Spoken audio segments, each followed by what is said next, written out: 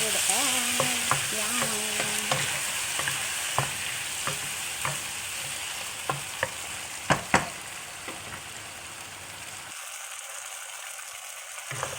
Ano guys, sarap na siya luto na.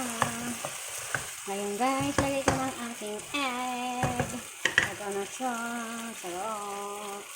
Tomato with egg. Yummy.